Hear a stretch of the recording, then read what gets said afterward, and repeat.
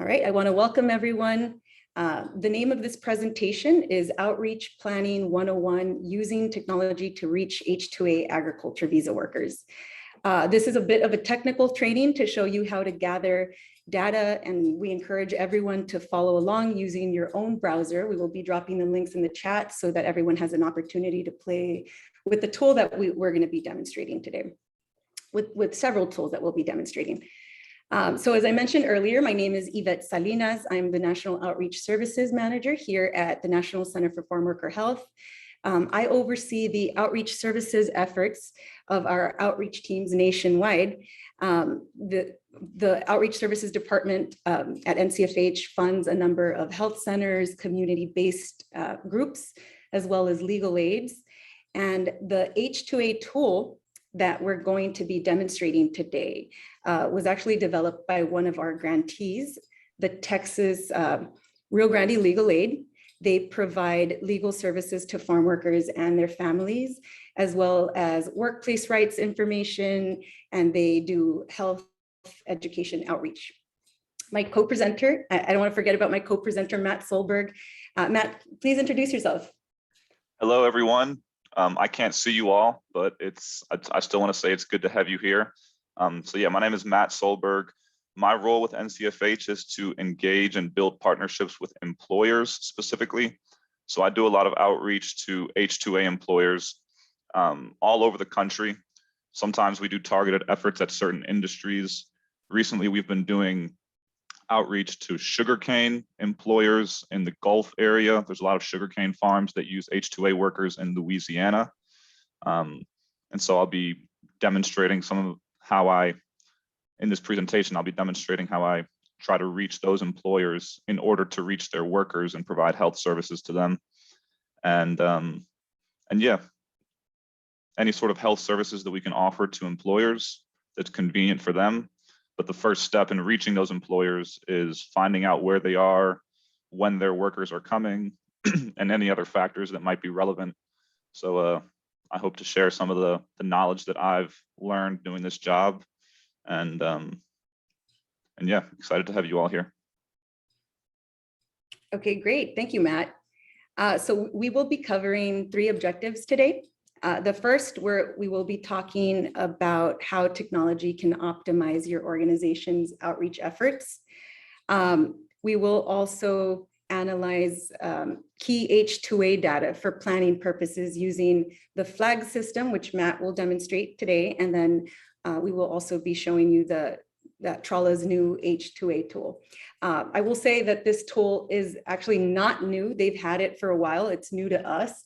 They couldn't be here with us to present today, so we will be showing you what they showed us. So we'll be learning together. And lastly, hey, Yvette, can I jump in and add something? So when we say TRLA, that refers to Texas Rio Grande Legal Aid that Yvette mentioned earlier. They're a legal aid organization in the border area of Texas. So that's what we mean when we say TRLA. Yeah, TRLA. TRLA stands for Texas Rio Grande Legal Aid, and they operate across the state of Texas and in some states in the north part of the country. Okay, so the third objective, we will be reviewing a few outreach scenarios and planning tips. So that's what we have in store for you today. I'll ask Sylvia to run the poll briefly, or Lisa.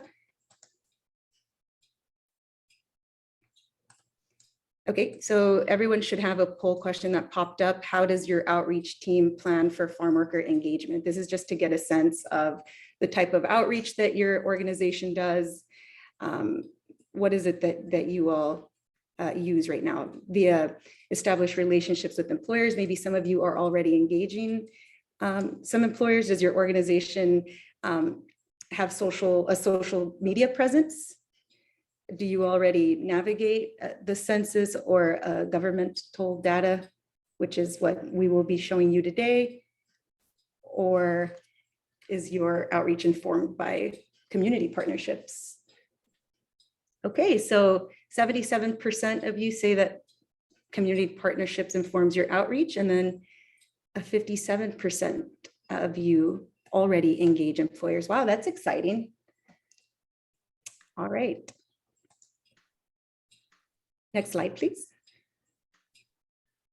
right, so what are the benefits of using publicly available data?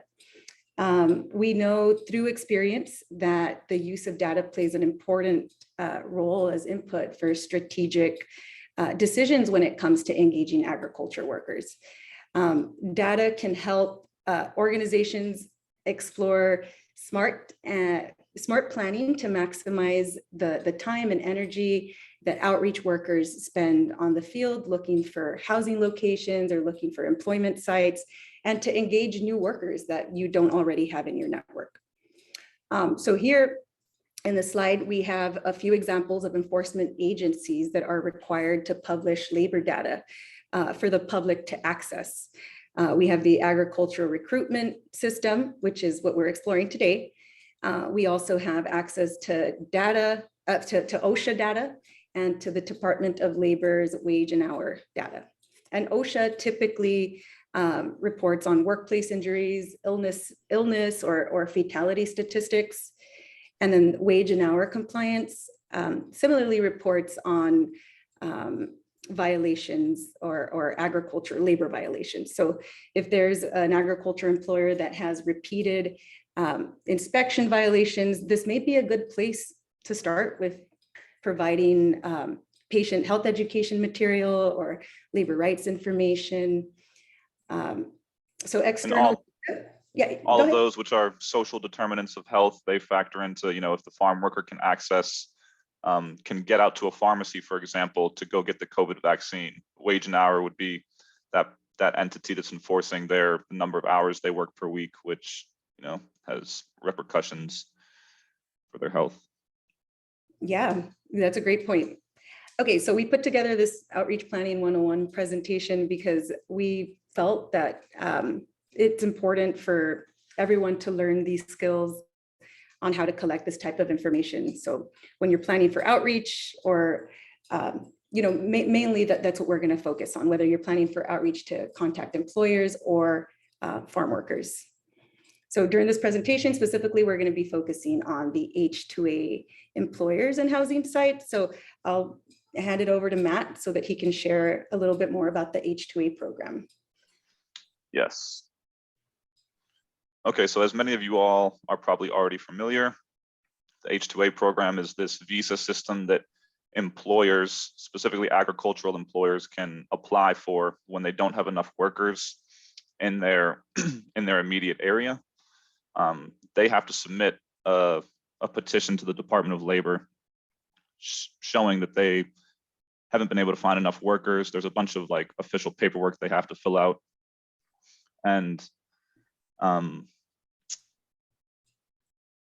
it's a 75-day period in advance of when they have to put in that order. And so I say that because when you're looking at the Department of Labor data and looking to find when work orders in your area start, you have to know that you're only going to see stuff that's no more than 2 months in advance. But I'll get to that in a little bit when I show you all. Again, the Department of Labor is the big federal agency that oversees this, but also the Department of State has a role because they're the ones issuing visas at the consular cities, the U.S. consular offices in Mexican cities. The big cities in Mexico where a lot of workers come to get their visas are Monterrey and also Tijuana. And most of the workers who do the H2A program are Mexican men. There are some people who come from Central America. Some Jamaican workers come to a few different, specifically apples. Apple picking is a big destination for Jamaican workers. And the future of the H2A program, to give a little background about the history over the past decade and then looking towards the future. Basically, since 2010, the H2A program has almost tripled in size. And the outlook for it by any experts who are in the field and also all the big employer organizations, people who are representing the farms that are sponsoring all these workers, is that they can't find enough workers domestically, and that they're calling on their representatives on the government to allow and to make it easier to bring in more of these foreign workers who have the expertise and the skills because a trend you see with some farms is that they bring in the same workers year after year. So they'll do some original recruitment in certain parts of Mexico or other countries that they're recruiting from. I'll go back to the sugarcane example that I used in my introduction. A lot of workers in Veracruz, Mexico, because they have a big sugarcane industry as well, because it's similar climate, you know, the Gulf of Mexico climate. A lot of workers from Veracruz get recruited to come to Louisiana to work on the sugarcane farms because they're already familiar with that crop. And you see that in other other examples as well, like avocados in Michoacan, Mexico. Avocados are a big industry, and so a lot of workers from Michoacan get recruited to work in apple or orange production. So anyway, the H2A is growing, the H2A program is growing, which means there's only going to be more and more workers who, I don't want to use the term vulnerable, but these workers are oftentimes living in rural, very rural places. The employers control a lot of the aspects of their lives. They provide the housing that the workers live in. That housing can be in trailers or other barrack style housing on the farm. You see some employers who pay for hotels or motels in a town close by to the farm, or there are a few other styles of housing, but it's important to know that's a factor in their health, especially during the pandemic, when if it's really crowded housing conditions and somebody tests positive for COVID and needs to needs to quarantine in these crowded housing conditions, a big way to reach them and try to prevent it from spreading, obviously, is to offer you know, housing assistance. But that's me getting a little off topic. So anyway, what this all means for you all, and what we hope to to get across to you all, is that there are only going to be more migrant farm workers in whatever part of the country you all are in. I know that a lot of people are in Oregon, North Carolina, California, but really anywhere in the country you are, there's a good chance that within a couple hundred miles, there are pockets of these migrant farm workers who could benefit from health outreach services. So getting to that, well, here's some more demographic data that I can go over. It's important to note that this H2A program, even though it has about 300,000 workers coming every year, that still only accounts for 10% of total agricultural workers in the US. And so some of the people in the audience right now, I'm sure, have expertise and experience reaching undocumented farm workers. But the scope of this presentation is specifically on how to find the you know, H2A workers who have documentation. Okay, so we're going to go to the Department of Labor website and see how you see all this publicly available data through the Department of Labor about what specific employers are sponsoring workers and when. Okay, so everybody can see my screen. Yvette, can I get a screen check that my screen is good? Looks okay, good. Great. So this website, the seasonaljobs.dol.gov, and I think Sylvia or Lisa, are you going to drop this link in the chat so that the attendees can scroll to it and navigate in real time? I encourage you all to do that. Okay, Lisa dropped it in the chat now. Great. Okay. So the first thing is you want to go in this top corner right here and type in whatever area that you're looking to to do outreach in. As I mentioned, I'm going to go with the Louisiana example. So I'm typing in New Orleans as just kind of the central city there. There's some sugarcane to the west of New Orleans. You can type in right here in this box any keywords that you want to do. So that can be sugarcane, it could be apples if you're looking for apples, or you don't need to put any keyword in there at all. If you just want to see any sort of agricultural worker that's in that area, then you can do that. So I'm actually let's just see any agricultural workers who are coming on an H-2A visa within 100 miles of New Orleans. And right here, the begin, on, or after date is an important thing. And as I mentioned earlier, H-2A employers, the data only comes onto this website no more than 2 months in advance. And so what that means, if you're trying to plan for when workers are arriving, let's say in December, because that's only, let's say December 1st, it's what is that, like 70 days from now? We'll do November. Let's say any worker scheduled to arrive after November 15th in the New Orleans area. Well, I should go over these other these other factors as well. The wage type right here, and again, I hope you all are following along and also doing it on your own screens as well. But this wage type, I always select all, but the different wage types just refer to how they get paid. Again, it's pretty straightforward. This bottom one, piece rate, that means that the workers get paid by how much they pick. You see that a lot in fruit or other vegetable production. Instead of getting paid X amount of dollars per hour, they get paid X amount of dollars per bucket of apples picked, or per, box of oranges or something. And over here, the job type, you want to select agricultural, because the non-agricultural tab would refer to H-2B visas, which is a similar program, but that's only for domestic work. It's a lot of hotel workers. So keeping it structured to farm workers. In this presentation, we're just going to select agricultural. Again, the wage type, I select all. If for some reason you want to do outreach to workers who are getting paid a specific way, you could do that. And then with the range, it depends on how specific you want to get. And again, people in your regions, you're going to know that. I usually put 100 or 50 to have a wider net. So I'm just going to go ahead and put 100 and refresh it. Okay, so there are 8 results. Right here, this tab where you can sort of how they come. I put the oldest first because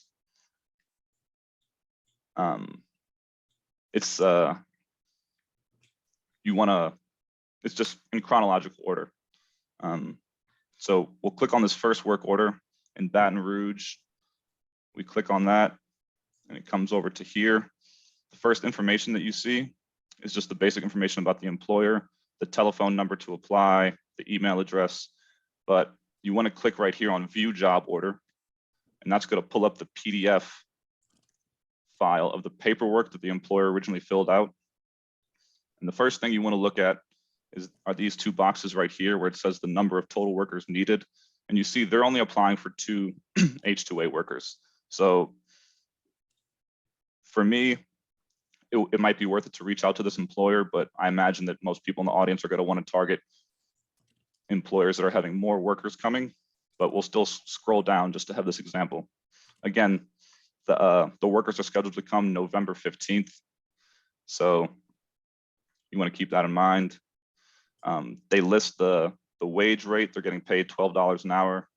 It's not super relevant to doing health outreach, but okay, this first place where you see the place of employment. So this is going to be the work site, this address right here. And then this next box is the housing site. And you want to, this is important to look at because this determines where the farm workers are living. Again, like I mentioned, some employers provide the housing on the farm, and it'll be, within walking or a short drive distance. Sometimes they're in a completely different town. You see they're both of these, both the housing and the work site are in Baton Rouge, so they're in the same town. And you can copy these addresses into maps and see exactly how far away they are. And then, so I should give some context on what I specifically look for my role when I'm doing this outreach to employers. I'll call these employers and offer health services, to set up a vaccine clinic for them. And it lists the phone number to contact the employer when you scroll down to here. And so you want to get that number, but also sometimes this number doesn't always match up with the number that was listed right here. They might be different. So you want to just double check. If they are different, then that just means you can try both of them. But one last thing I want to mention is that knowing the name of the employer, whoever signed off on this work order. Again, if it's a smaller employer, right now they're only sponsoring 2 workers, chances are it's kind of a small family operation, then the person who's filled out this paperwork is probably the owner of the business, or maybe the wife or spouse of the owner, because a lot of times on smaller farm operations that are only bringing in 5 or 10 H2A workers, it's a family business. And so you scroll down to the last page to see the person who signed off on this. And the person's name is Martin Jared. His title is manager. And again, that's important because if you want to go in person to this, either the work site or the housing site, it's good to contact the employer first and introduce yourself. Ask them, hey, is it, do your workers need any health services, et cetera, et cetera. And if you are able to name drop their name, it just provides that level of like, okay, well, you know my name. But, and again, this is getting into more of my specific role when I'm doing these calls, these first introductory calls to employers. But I'll ring them and I'll say, hi, Martin, my name is Matt. I work for the National Center for Farmworker Health. And I'm quick to say that I found your information off the Department of Labor website, just to let them know that you're not stalking them or anything, that you accessed this information from a public database. And most employers know that their information is on the Department of Labor website. But again, that's just my style when I'm doing that introductory call. Hey, Martin, I got your information off the Department of Labor website. I see that in a month you have a few workers coming to work on. Well, that's something I didn't talk about, is the specific type of crop that they work on. When you scroll down, when you first select it over here, you scroll down through this description, and when right here where it says job duties, it says what industry they're in. So it's equestrian workers. They're maintaining horses. Maybe it's show horses. Maybe it's racing horses. And they're going to be doing general repair of, fences and farm buildings. But let's say, let's do an example in Oregon, just to, we're going to go for Oregon. And now I'm going to go, instead of seeing what workers are coming in the future, let's say I wanted to see what workers are already here. So for this begin on or after date, I'm going to go back to the beginning of August, to any workers who were sponsored to come here and arrived after August 1st. And again, when you just put the state, Oregon, you could type in any other state, California, wherever you're at, you still put this range of 100 miles. You still have the job type agricultural right here. And this is saying only 8 results right now. And so I'll show you what to do when you can go to this advanced search. But again, let's just look at what workers are already here in Oregon. They came on the 23rd of August, and they're here until next March of 2022. 10 workers are sponsored. They're going to be doing general field labor. So again, I would click on this job order. And let's say I wanted to call them and ask if these workers have had the COVID vaccine yet. I would scroll down, look at their housing address. Okay, they're living in Hood River, and they're also working in Hood River. And we scroll down to get the number. We check if this same number that ends in 0818 is the same number that's listed right here. It is. It's most likely, again, that's most likely the cell phone number of a manager or the owner of the business. We scroll down to get their name. Alexander Jacqueline is the owner. And so from here, my role, I would call them, say, hi, Alexander, my name is Matt from the National Center for Farmworker Health. I found your information off the Department of Labor website, and I'm just reaching out to see if your workers have had the COVID vaccine yet or not. If not, I could offer you some resources. Now, I know that there are a bunch of varied people in the audience, some legal aid people, some government people, some just general health outreach workers. And you all know the style of outreach and introduction that you all need to do, but I will add just my tips that I think are general when you're making that introductory call. Again, the name, explain to them how you got their information. But other factors that you want to think about when you're reaching out to these farms is where specifically they're at. So we're going to copy their address into Google Maps to see what roads and highways they're close to. And actually you can get the address from, you can get the worksite address from this, from the description, because it's hard to copy and paste from a PDF. So we'll just take this, copy that. Again, this is the worksite address. You could go into the PDF to get the housing site address. We'll copy this into Google Maps.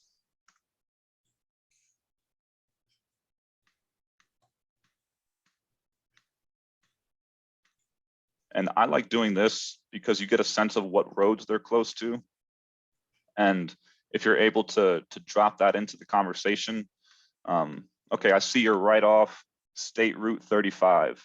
Like we know that there's a health center near whatever town that, ideally you've done your research and you know what health services you're going to offer them and from where specifically. That's what I do before I make the call. And so being able to know the roads around there, again, is just a way to kind of show that you've done your research and you know where specifically in the county they are.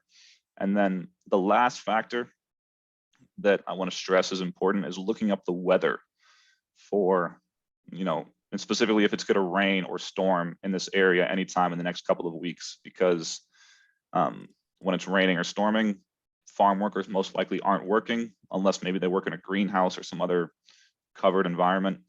But so if you look up where specifically what roads they're close to and whether it's going to be raining or not anytime in the next few weeks, then you can pitch that to the employer when you call them, like, hey, it's going to be raining next week. We can get some health outreach workers, or we can get a vaccine administration mobile team to come out to you next week when it's raining. What do you think? And again, that's my strategy when trying to package it up and make it as easy as possible to the employer who is getting this call from you and they don't really know who you are. But if you're showing that you've done your research, then that helps.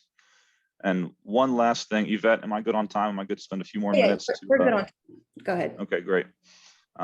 So that's the kind of basic tab of looking through these Department of Labor orders.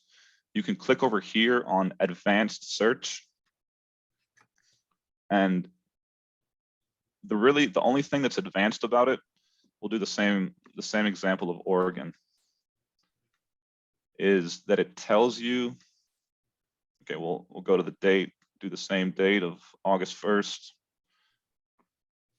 Excuse me. We'll select agricultural, job status. Right here, the active versus inactive.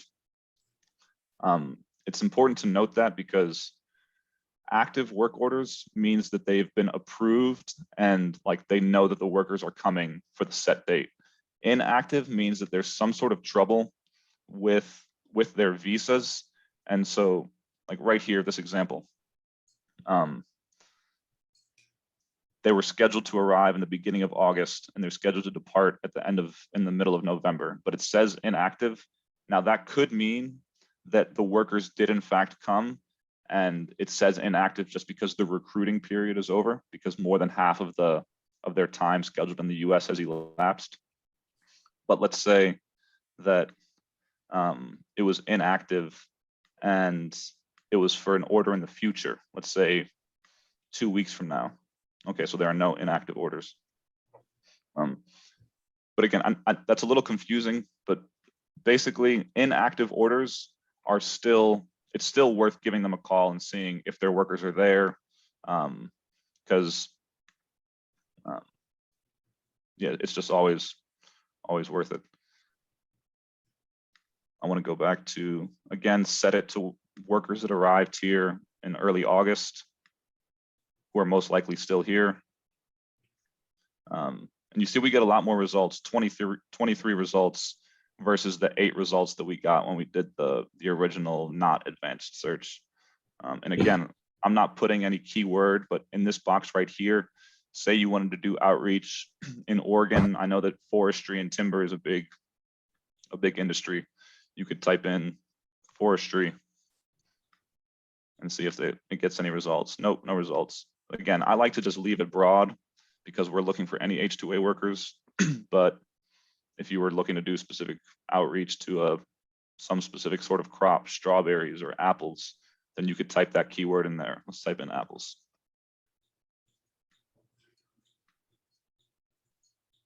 Okay, 2 orders or 2.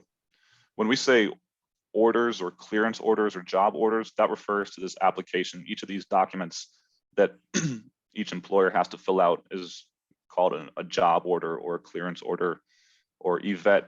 Some people call them flags, right?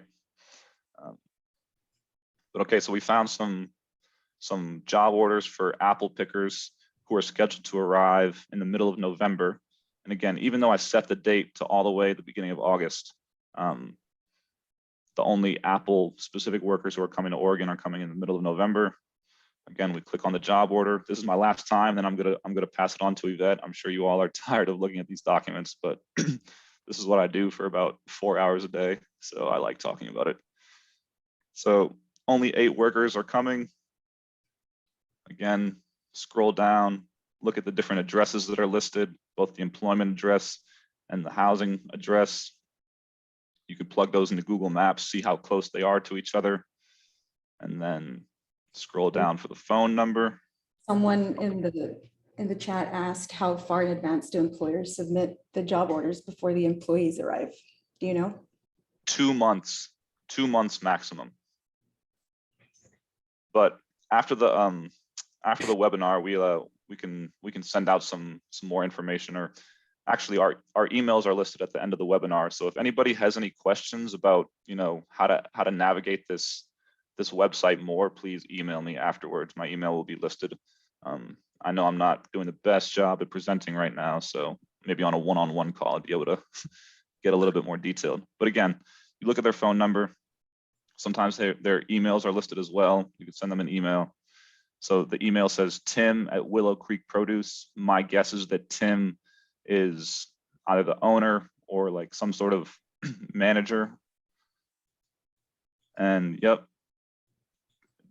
he signed off on this work order. Tim Glutch is his name. He's the manager. If they're only bringing in 10 workers, chances are it's only a, you know, mid-sized operation, maybe a couple people working in the offices. So when you give that introductory call, let's say, hey Tim, my name is whoever. You did your research about, you know, what time you want to come. Another thing that I should mention that I actually forgot to mention is the hours that the workers are scheduled to work. Most times the workers are working six days a week, and they're usually off on Sundays. But you see that right here. The employer is required to list, what days the workers will be working and how many hours each day. And so you see it's listed 7 hours on Mondays, 7 hours on Tuesdays, and then 0 on Sundays.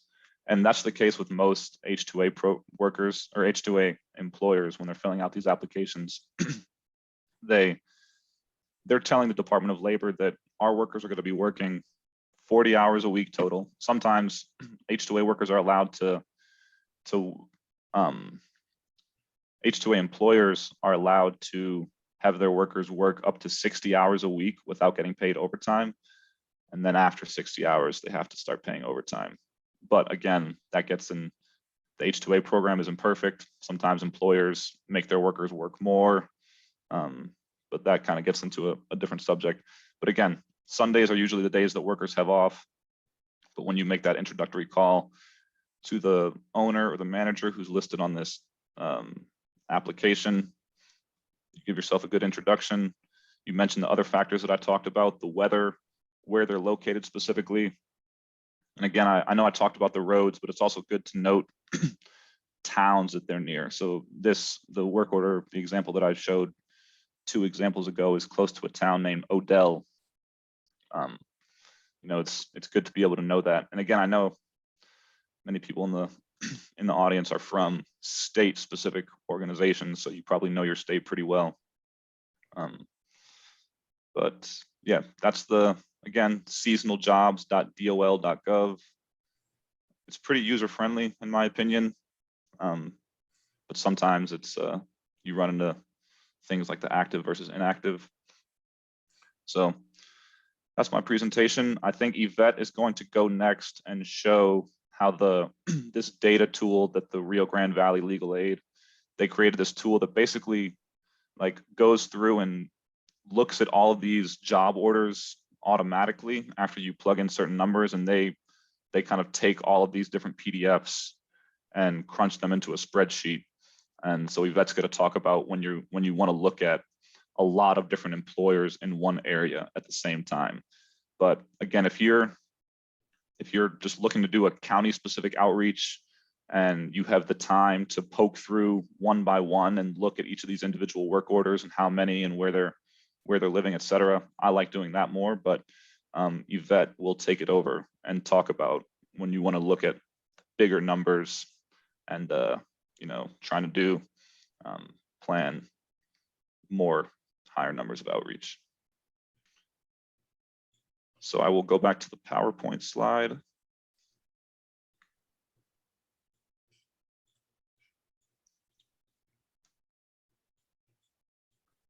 And Yvette, are these slides getting sent out to the attendees afterwards? So we'll be sharing the slides with everyone. We went ahead and screenshot the important points that Matt talked about in case you all need to refresh your memory here in the slide. So I won't cover everything that Matt talked about because I mean, many of you seem to be very familiar with the flag system and with looking at this at the different job orders. Matt, you can advance the slide, please.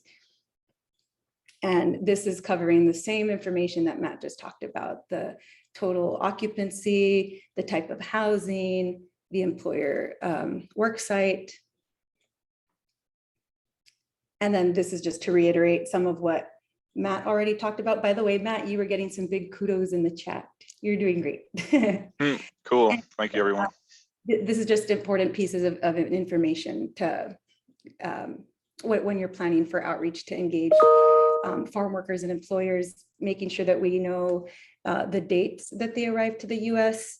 A lot of outreach workers like to go towards the beginning of their arrival to make sure that they get health education information to them. The sooner, the better. And then of course, the number of workers that were requested is important because sometimes outreach workers can prioritize specific employers based on the size of workers they may expect.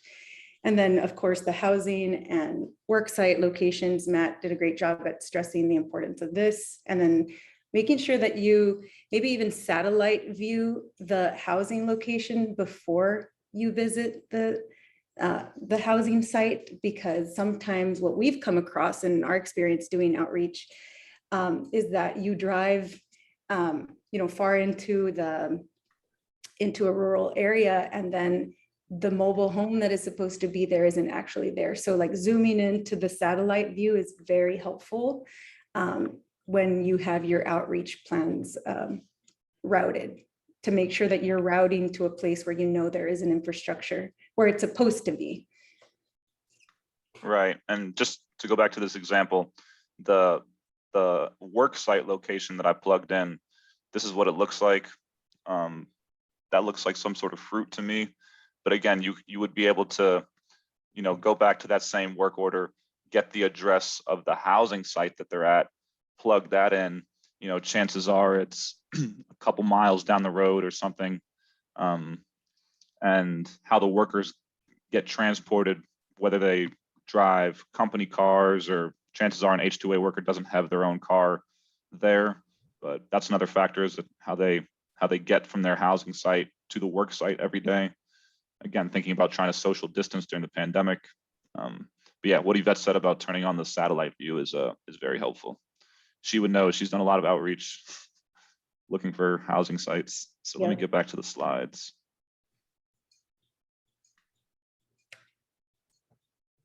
Okay, and then Matt also showed everyone how to use the employer. Can we go back to the other slide real quick, Matt? How to find the employer contact and the importance of that. And we want to run a very quick poll just to get a sense of, I know some of you mentioned that you already engage employers, but I want to see what the comfort level of everyone, how confident people, the different organizations that are in the room right now feel about this. So on a scale of 1 through 5, 5 being the most confident, how comfortable do you feel engaging employers about COVID-19 mitigation efforts? Matt, do you want to elaborate on what that means, COVID-19 mitigation efforts? Like what type of activities does that look like? Yeah, and a big sensitive question that I ask a lot is, are your workers vaccinated or not?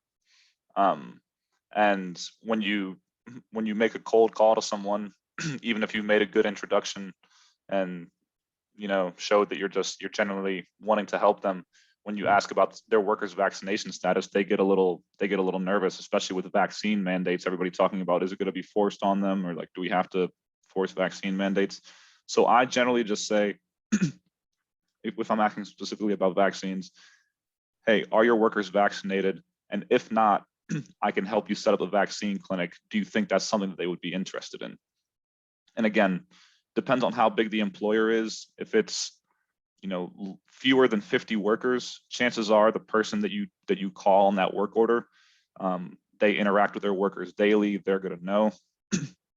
But let's say you're out in California or in Washington or in Oregon, and some of those really big fruit or leafy green farms, and you're trying to do outreach there, and one employer might have 200 H-2A workers. When you give those people, when you call those people, chances are it's a big corporation. The person that you're going to talk to is some HR person who's in an office, and there are 15 different office workers, and they're not going to know right away whether the workers are vaccinated or not. And with those bigger companies, I think they get a little more kind of nervous.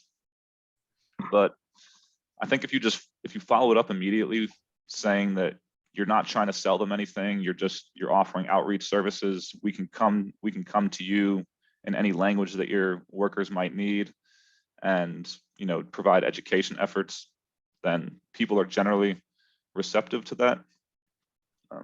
Another thing to talk about though is I was making the distinction between looking at work orders that have already started, workers that are already here and are scheduled to leave in a few months, versus looking a month or two in advance. Again, you can't look any more than 2 months in advance. But if let's say you're looking up employers who have workers who are coming in the middle of November, and you call them and you say, hey, do you know if your workers are vaccinated or not? Chances are they're not going to know. Like they're not in touch with their workers in Mexico until they get here.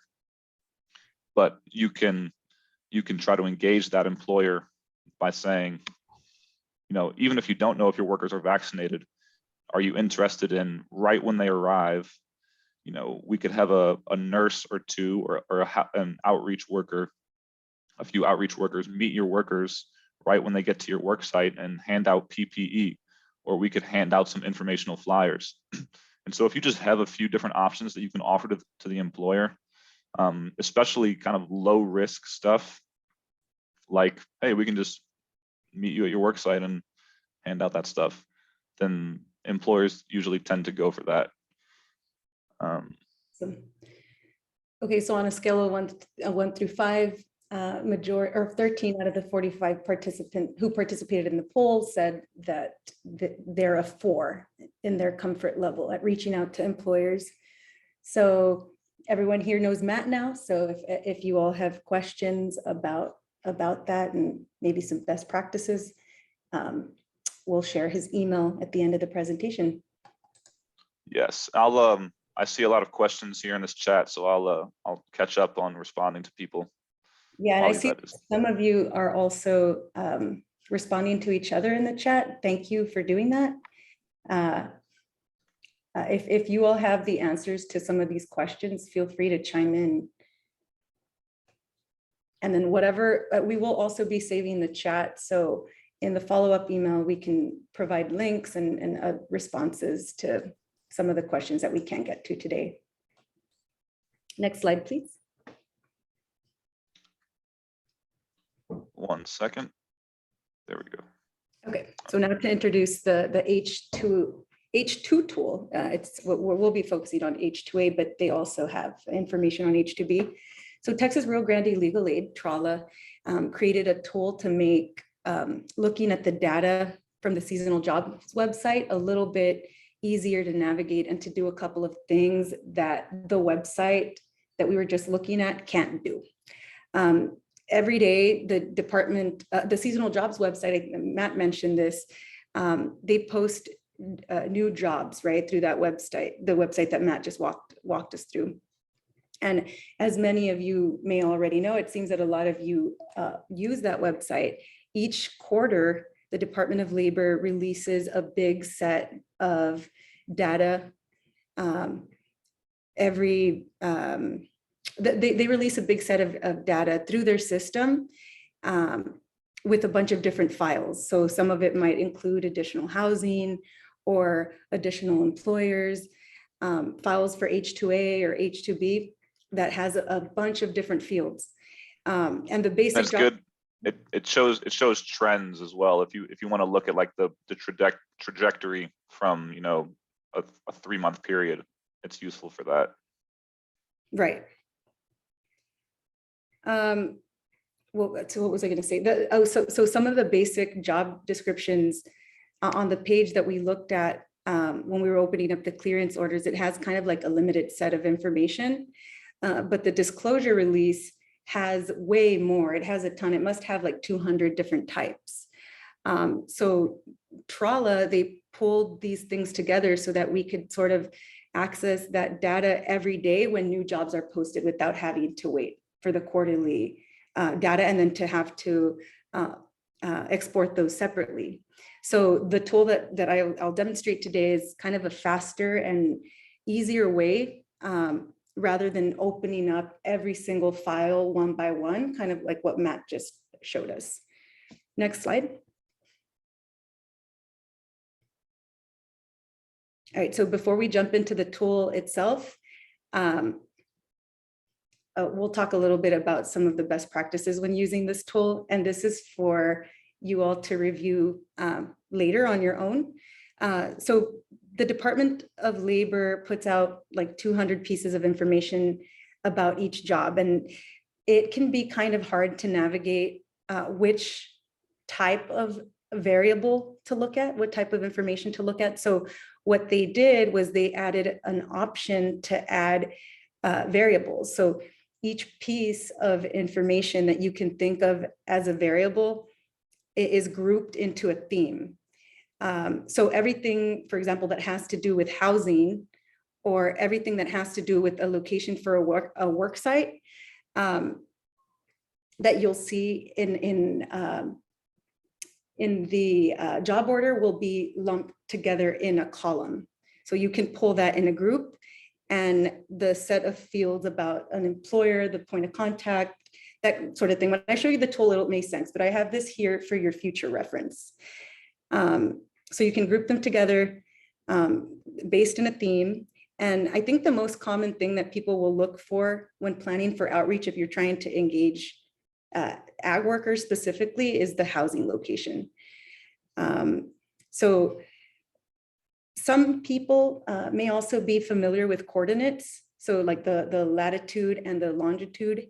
And TRLA has done an excellent job and gone ahead and added the latitude and the longitude to the data so that you can set that as a group as well. And that's very helpful when you're plugging that into a map to get a more accurate location as to where you're supposed to be, because I'm sure that some of you have already noticed that the locations are like on highways or they're on county roads. So if you have a coordinate, sometimes that's a lot easier to navigate when you put it in Google Maps or something.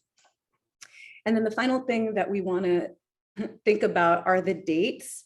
Matt and I have gone back and forth about about showing the dates because it can be really tricky. So there will be a filter option to select the dates. So if you're planning a trip, we need to think through when you're wanting to start the job and pick that, I'm sorry, when you're wanting to visit a certain location when the job starts. And then we have to think through that date range for when it ended or when it will end. So we don't have to talk through all of that exactly at this very moment, but just taking the time to think through the date ranges, I think is something that's very important, and it could get very frustrating. So just reminding everyone to be patient with yourselves as you navigate the tool.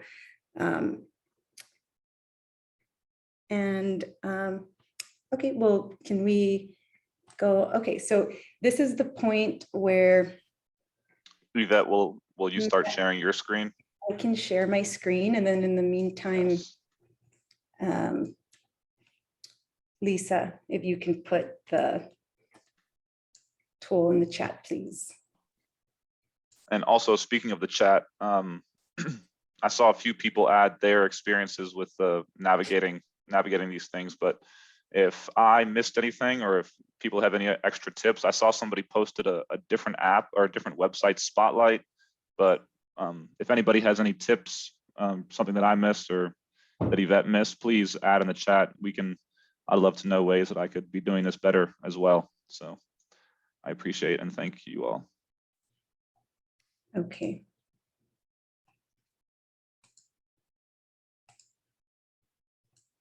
Can everyone see my screen? Matt, can you see my screen? What do you see? I see the H2A and H2B job posting data, and I also see the toolbar at the bottom. Okay, so here looks good. I can expand my screen so that everyone here can see the full screen. Yeah, that looks better. Okay. Let's see. All right, so this is the website that TRLA has provided for us.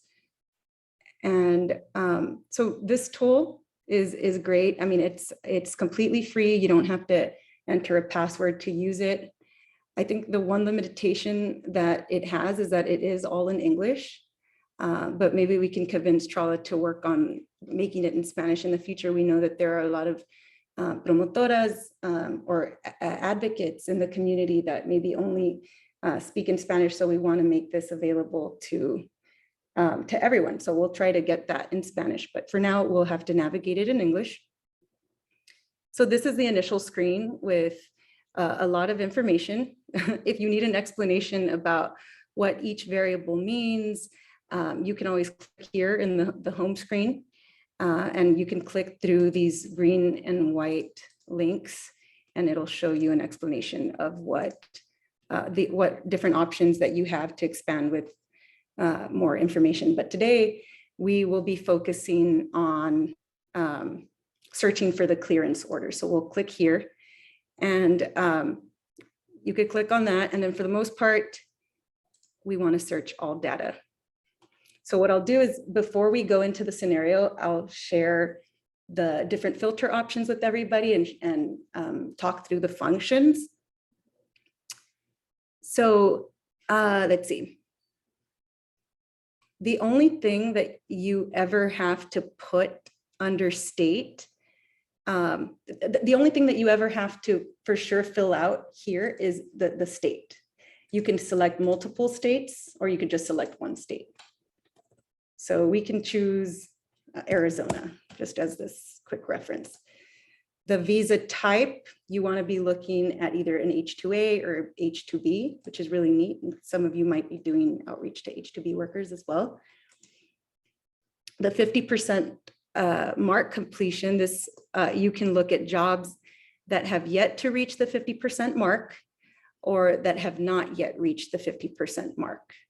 And this is really cool because once we have the spreadsheet, you can see how many days until the job is 50% complete. So we have to make sure that when we choose these options, we understand that we're limiting results that we get. So I typically leave it blank. And let's see, we also have the job status. So whether the job started, are we looking for jobs that have ended already?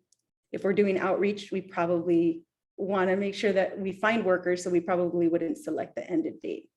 Or if it's a job that hasn't yet started, but that we're planning for the future, so we want to know what is to come.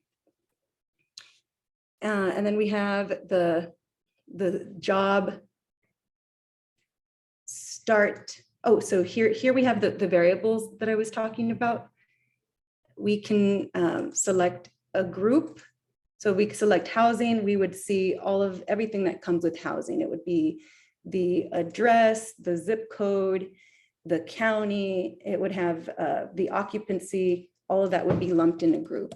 Or you could toggle through the additional variables, and then you can select it individually as well.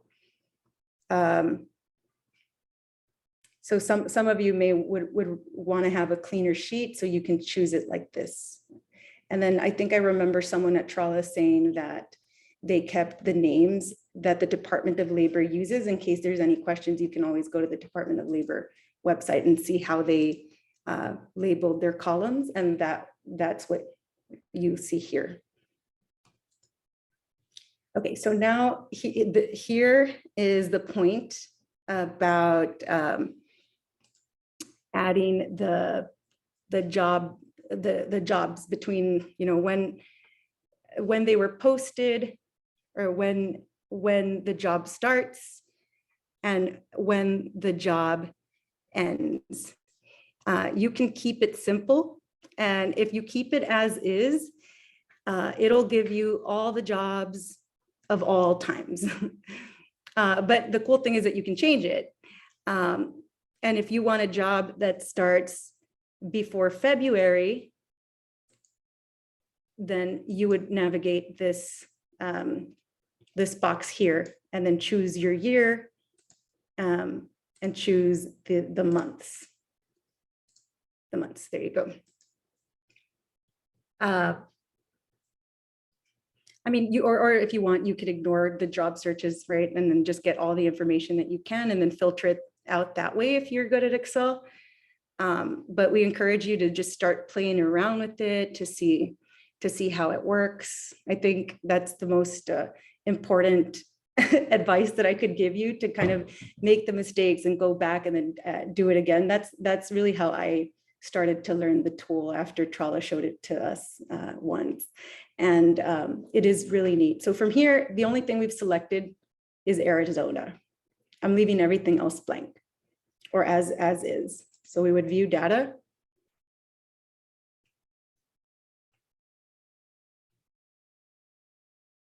And it usually takes a while. You just have to be patient. And then this is what you get. The number of results in Arizona, having not filtered anything else. You get the case number, you get the visa type, and since I didn't select H-2A or H-2B, it's giving me both. You have the name of the employer, the job title of the worker. Of course, we only selected Arizona, so we're only going to see Arizona here. The date that the application was received by the Department of Labor, the start date and the end date. So this is information that you're not seeing in the clearance orders. This is giving you all the data. And then here is the job order that Matt was walking us through. So you get them all in one spreadsheet. It tells you whether the job started or ended, the number of workers that were needed, and the number of workers that were certified. So when I was doing outreach, this right here was probably the most important thing for me, so that I could make the best use of my time. If I was traveling somewhere, then I would hit up the places that had the most workers. And then of course, the other areas too, like I mean, if you go to a place that only has 2 workers, a lot of the times they're ranches and they're a lot harder to access. Okay, so this is what we would get looking at just the state. So Matt, can you read to me the first scenario? Yes, I believe it involves California. How many H2A workers are in Santa Barbara County and Ventura County throughout the fall months of 2021? Okay, so we're looking at the fall months in California. So we would search clearance orders and we would search all data. So at this point, we're only looking at California. We're only going to select one state. Since this is an H2A presentation, we're only going to be looking for H2A workers. I'm going to leave this blank because I don't want to limit my search results. The job status. If we're going to be doing outreach this fall, which is like during these months, then I definitely don't want to go to a place where the job has ended. Although many of us know that sometimes workers are still in the States, after a job ends. But for all intents and purposes, we're going to remove ended and we're going to keep only jobs that have either started or that will be starting soon. That, applications have come in and we should be expecting them within 2 months. Because we are trying to target farm workers and not the employers in this scenario, I'm going to choose housing. And I'm going to keep it simple. So I only want to know about where the workers live. Okay, so next we're interested in jobs that are happening, you said in the fall. And this is where I said you kind of have to think about it. You have to really sit about what it means to post. What does it mean when it starts and what does it mean when it ends? So we probably want for the job to start maybe in mid-November. So I'm just gonna go straight to when the job starts. And I'm gonna leave the when it was posted to reflect from the start of this data, the data set to today's date. So we want, so when the job started, if we want to go maybe in mid-November, well, I'll choose November. Well, it has to be 2021 because we're not in 2020 anymore.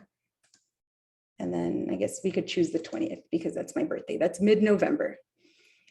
And you can have a job that's happening in August 2021, but it started in February of 2021. And then you would still have it as August 2021. I know that sounds kind of confusing, but we have to remember that these are seasonal jobs, so they're here for a short period at a time. So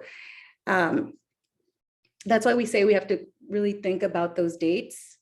And for the end date, let's see, Matt, I'm going to need your help here. When would you say that we want this job to end? Would we say in December, or should we maybe put a further away date? What do people think?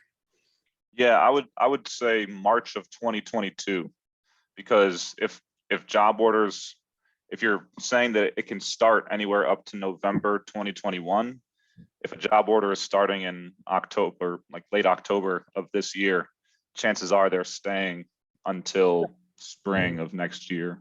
Until spring, or maybe even further. So if we're saying that we want it to start in October of this year, sometimes it's easier to just put the date. So if I want it to put 10, I'll put the 1st of October. It could be a little finicky, so sometimes it helps to go back and put the date. Maybe I have to put 2021. Did it get it? Okay, I got it. And then, so Matt, what I'm hearing you say is to choose a date later in 2022. Right. Okay, so we could say 2022. We could, I don't think that we would have job orders that end after next year. So we could maybe even say August, I think might be a good month to put. Yeah, if you have a wider search margin, then you only get more results, and you can always filter through the spreadsheets that you get. Mhm. Assuming that you're good at using Excel, which I'm not very good. Right, and then we can show how to narrow it down on the website itself. And then if we wanted to look at it on Excel, I mean, that would be a whole training in itself to teach Excel. But okay, so we've done our best to think through the relevant information here, and we're going to go ahead and view the data. So for those of you following along at home, if I'm going too fast, this video will be available in a recording, so you can always watch that and stop it as we go along. So I know that people maybe are at different paces right now, and we're encouraging you to add your own information. It doesn't have to be what we're adding here. So it can be a little slow because we're working with a lot of information. And based on what we have filtered, we have 581 results. So we're only looking at California. We're only seeing H-2A visa types. These are the names of the employers. I'm gonna move the cursor to the right-hand side so that we could see the variable that we selected. And this is what the housing variable gave us. It gave us this piece of data here. So what were the names of the two counties that we want to look at, Matt? Santa Barbara and Ventura. Okay, so we would go down to this filter option and type in Santa Barbara. I typed that into the wrong filter. I put it under housing city. I need to put this under housing county. So if I scroll down a little bit, you can see all of the counties that you will find in California. So Santa Barbara, and the other one was Ventura. Yes. Okay, Ventura County. Okay, so we went from 580 results to now we have 103. And the other cool thing is that if we wanted to narrow it down even more, we could select maybe the name of the employer. Say that we wanted to look at all of the Rancho Nuevo harvesting employers. So we would type in Rancho Nuevo harvesting. So now it shows a number of 9 results. Notice how some of these case numbers are pink. The pink shade means that there is additional housing or additional worksite information. So someone in the chat earlier mentioned that on the clearance order in page 11, you can find, sometimes you can see additional housing listed. This is essentially what that is. And I would click it, but when I was playing with the tool earlier, it took me out of the page. So to save time, I'm just letting you know what that is. It won't let me open it up in a new tab. But if you were to click it, it would take you to a different page, and it would show you a list of all of the housing locations or all the worksite locations that are associated with this specific job order. Yeah. Hey, Yvette. Yeah. Could you just go over one more time about how you see the county? About yeah. So Gina asked in the chat. So you go down to the bottom right after you put in all the variables. Right. Each column has something where you can search in. Right. So every column has a filter. So you see the housing county is up here. So you scroll down, you can choose whatever county that you're looking for. We are only choosing Santa Barbara and Ventura.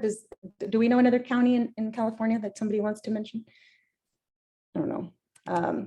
Let's see, I'll just type in a random letter. Okay, San Benito. So it would also give me San Benito. And you could do this for any of the variables, right? Say you wanted to just screen for how many workers were there. You could go to the workers requested column and say, you know, actually can you Yeah, so let's do search that. for more or less? Let's look at the workers that were certified. And you know what? I'm also going to remove Rancho Nuevo so that we can see more of a result. So this is reflecting the counties that we searched. We have 111 results. These are the workers that were certified. So the cool thing with the workers certified is that you would choose a range. You wouldn't just choose a number. So if you wanted to see, maybe you only want to go to big housing locations. So housing locations that have more than 100 workers, but not more than 230 or something. And then we'll just give it time to do its thing. So now the search results are showing 7 job orders. Okay. Mm-hmm. Do we have any other questions coming in the chat? Because I can't see it. Well, we have 15 minutes left. Someone asked about doing Michigan, if we could do an example in Michigan. Okay. Oh, 15 minutes. Okay, well, I actually have another piece of information that I want to show you all. So yes, I'll send a message to the person. Okay, so look, so after I lost track of time. I can't see the time on my screen here, but we would download the table as a CVS, as a CSV, and then it pops up.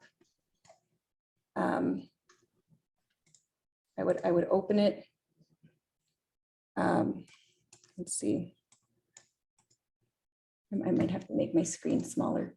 I just want to show you all how it would look as a file export. I want to see it as an Excel file. Next, I'm going to drop it into this sample folder.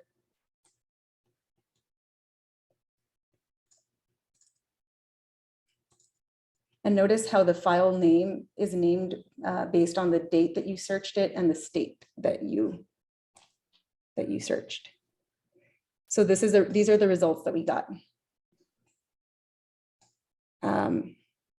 And if we hadn't narrowed it down so much, we would have seen the 500 and some results.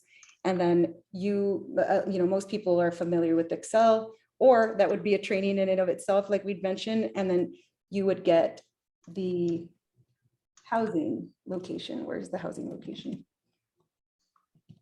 You have the housing location here. So if you were to copy and paste this and put it in a Google Maps, that might be another way, an easier way to organize yourself. So let's see. I'm just going to go back to this PowerPoint. I know we only have 15 minutes, so this will leave you for homework. You can use this scenario. We encourage you to also input your realistic situations into the tool. But just to reiterate some of the variables that we were looking at, just identify what state that you'll be doing outreach in. And then which counties or zip codes do you plan to do outreach in? So if you're going to a new area and you're not familiar with the surrounding counties, and just do a quick Google search.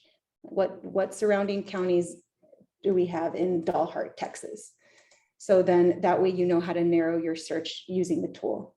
And then what months does your team plan to do outreach? What are the peak harvest seasons in your area or in the areas that you're visiting?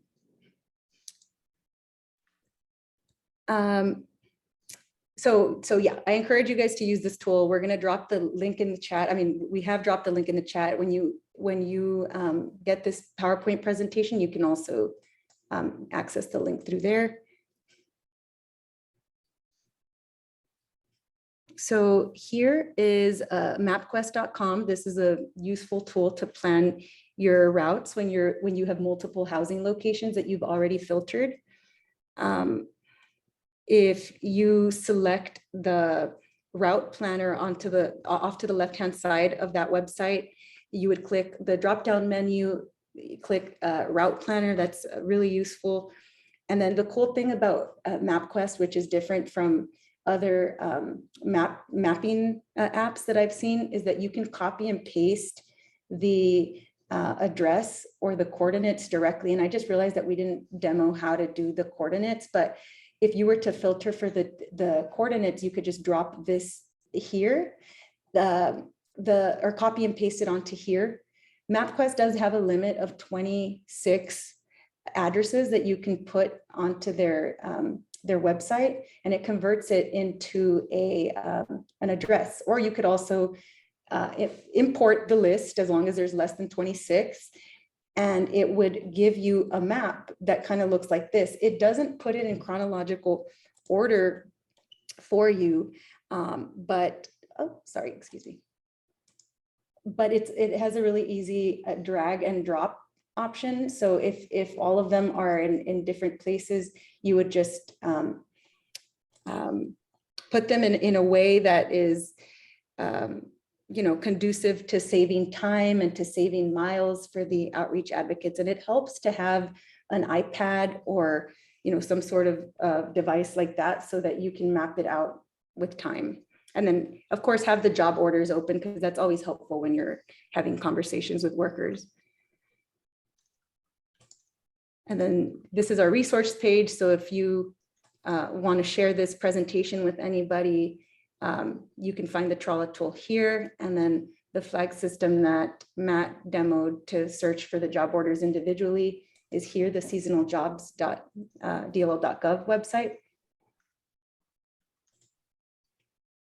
Okay, and then finally, if you haven't already followed the Call for Health, Una Voz para la Salud, this is a national hotline which you can refer farm workers to.